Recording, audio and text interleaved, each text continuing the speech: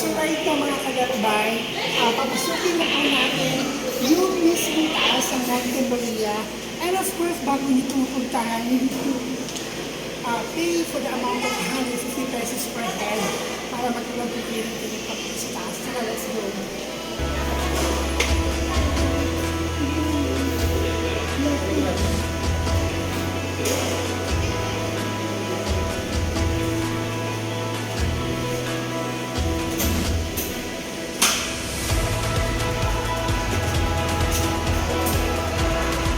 Let's go!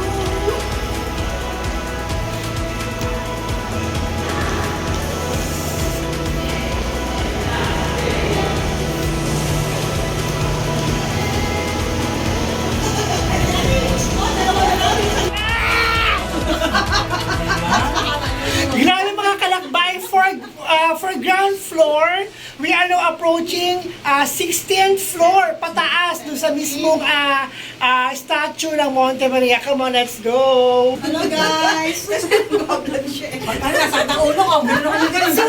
go mga kalakbay with me. Hello, Of course, guys. yung kasama natin na nagpunta dito. Kaway-kaway!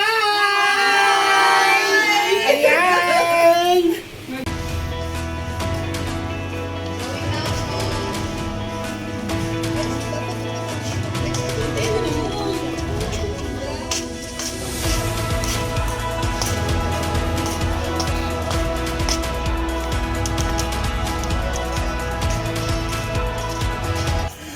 Eto na nga, andito ngayon tayo sa pinakatuktok ng Monte Maria statue.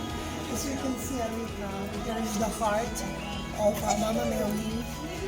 And yung kanya na face, grabe. Hindi ko alam kung gaano ka taas to na Monte Maria statue na ito.